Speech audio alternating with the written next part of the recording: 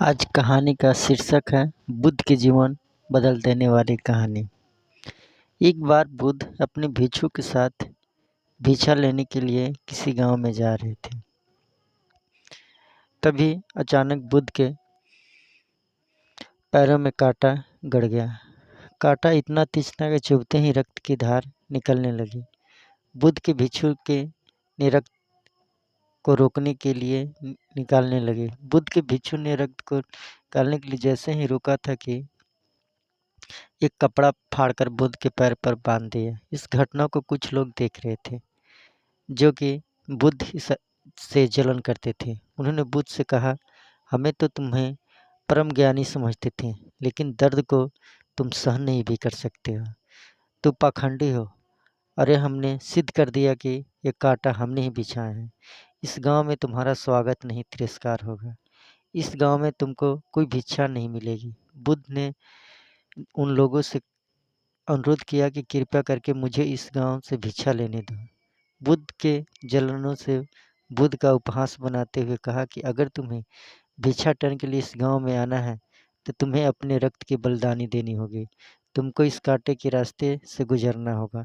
भगवान बुद्ध ने उनकी चुनौती को स्वीकार कर लिया और कांटे के रास्ते पर चलने लगे, अपने कदम बढ़ाने लगे। बुद्ध मुस्कुराते हुए कांटों पर चलने लगे। बुद्ध को साहस को देख कर गांव वाले चकित रह गए। कुछ लोगों की आंखें फटी की फटी रह गई।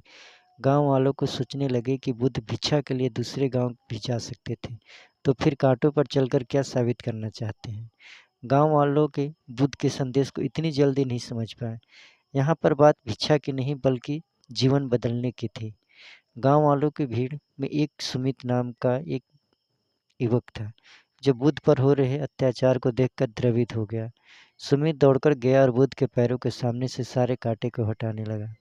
बुद्ध के जलन सुमित को रोकने लगे और गांव से दाना पानी न देने की धमकी देने की। सुमित ने किसी को न सुनी और कांटे को हटाते हुए बोला, हे भगवान, आप इतनी मुट्ठी भर लोगों के अपने आप को कष्ट मत दीजिए। आप गांव में प्रवेश कीजिए, आपको बहुत सारे लोग आपको भिक्षा देने के लिए आतुर हैं। बुद्ध ने सुमित को अपने आप पास बुला लिया, आशीर्वाद देने लगे। सुमित पीछे हट गया। हे भगवान, आप मुझे छूकर अपने आप को पवित्र और दूषित न करें। महात्मा बुद्ध ने कहा, तुम अपने आप को दूषित क्यों कहते हो? स्पर्श से कभी कोई दूषित नहीं होता। मनुष्य तो लोभ, लालच, घृणा, ईर्ष्या से, जलन से दूषित होता है। तुम्हारे अंदर तो प्रेम भरा है। तुम दूसरे को सुख चाहते हो। तुम तो पवित्र हो। बुद्ध की बोली को सुनकर कुछ लोग बोले, तुम तो अपने आप को बड़े ज्ञानी कहते हो। तुमको जाति का कोई ज्ञान नहीं है। तू पाखंड है।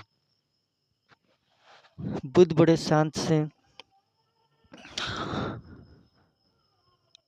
सभा से मानव को मानवता छीनना पाखंडी की निशानी।